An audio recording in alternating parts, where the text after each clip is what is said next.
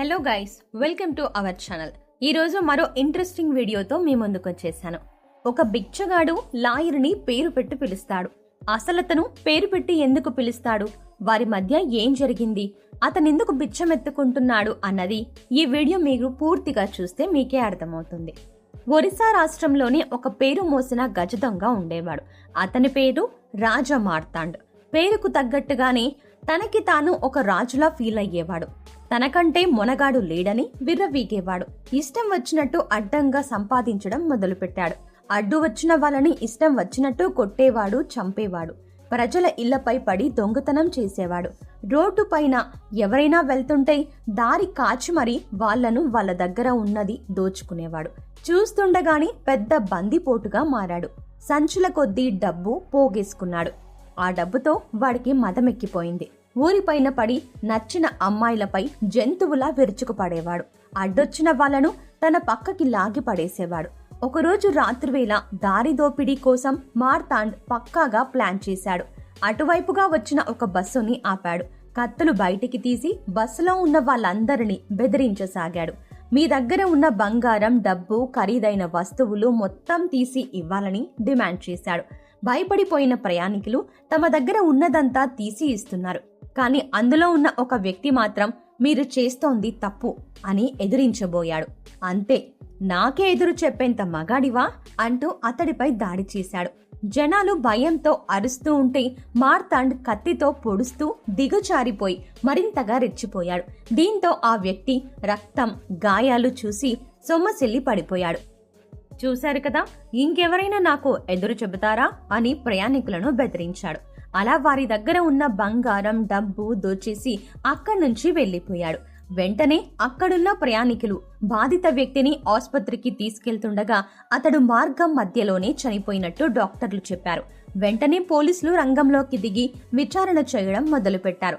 అలా ప్రయాణికులు ఇచ్చిన సమాచారం ప్రకారం ఇది మార్తాండ్ చేసిన పని అని తేలింది. అది తెలుసుకున్న పోలీసులు మాటు వేసి మరీ అతి కష్టం మీద మార్తాండ్ను అరెస్ట్ చేశారు. పక్కా ఆధారాలు సేకరించి జిల్లా కోర్టుకు సమర్పించారు.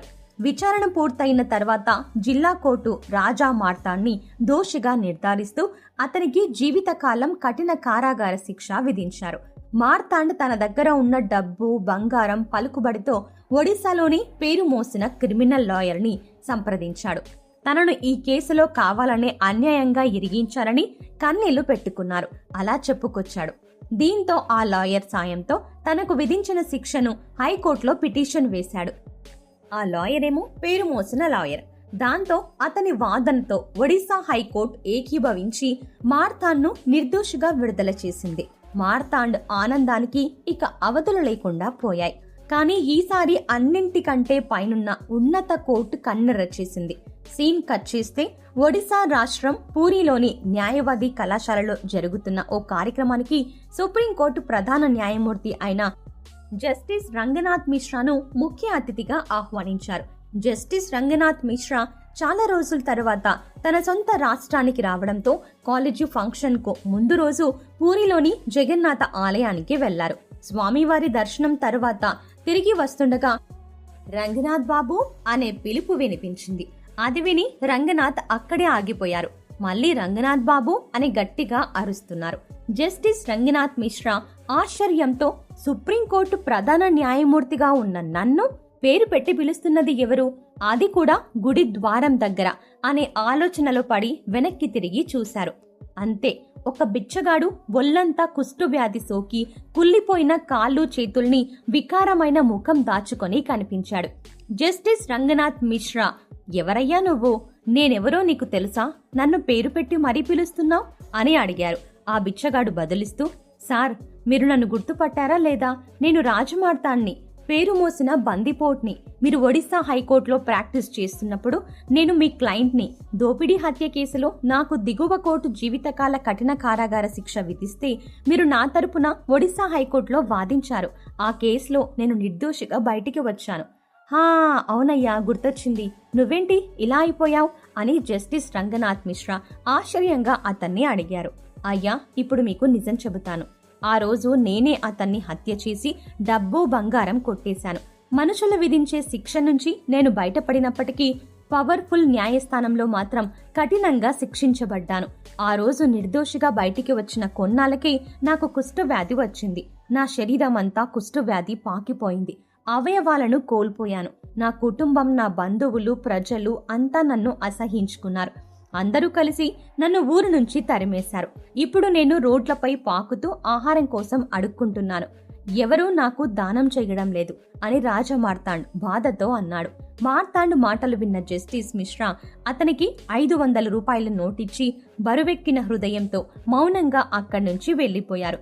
తర్వాత లా కాలేజ్లో జరిగిన ఫంక్షన్లో పాల్గొన్న జస్టిస్ మిశ్రా కన్నీళ్లతో ఈ వాస్తవ సంఘటనను వివరించారు. మనకున్న చట్టాలకు లోబడి, మనకున్న విచక్షణ ప్రకారం ఎవరినైనా శిక్షించడానికి లేదా విడిపించడానికి న్యాయమూర్తులుగా తీర్పులిస్తాం. కానీ అన్నింటికంటే పైన మరొక ఉన్నతమైన న్యాయస్థానం ఉంది. అక్కడ ఏ తెలివితేటలు పనిచెయ్యవు. తప్పు చేసిన దోషి ఖచ్చితంగా శిక్షించబడతాడు. దీనిని లా ఆఫ్ డిస్ట్రిబ్యూషన్ అంటారు. కర్మ ఎవరిని వదిలిపెట్టదు అని జస్టిస్ రంగనాథ్ మిశ్రా చెప్పారు. ఇది మీకు కథలాగా అనిపించొచ్చు, కానీ యథార్థంగా జరిగిన సంఘటన. అన్నీ బాగున్నప్పుడు విర్రవీగి చివరికి ఘోరంగా పతనమైన వాళ్లను మీ జీవితంలో చూసే ఉంటారు. అలా ఉన్నట్లయితే మీరు నిజంగా మీ అభిప్రాయాన్ని కామెంట్ రూపంలో తెలియచేయండి. ఒకవేళ ఈ వీడియో మీకు నచ్చినట్టయితే ఖచ్చితంగా లైక్ చేయండి. ఇలాంటి మరిన్ని ఇంట్రెస్టింగ్ అప్డేట్స్, అలాగే మరిన్ని కనువిప్పు వీడియోస్ కోసం మన ఛానల్ని వెంటనే సబ్స్క్రైబ్ చేయండి. అలాగే వీడియో నచ్చితే లైక్ చేయండి. Thanks for watching. అలాగే ఈ వీడియోలో ఉన్న నీతి అలాగే సారాంశం మీకు నచ్చినట్టయితే ఈ వీడియోని కనీసం ఒక 10 మందికి షేర్ చేయండి. ఎందుకంటే వారికి కూడా ఈ ఇన్ఫర్మేషన్ని మీరు అందించిన వారు అవుతారు.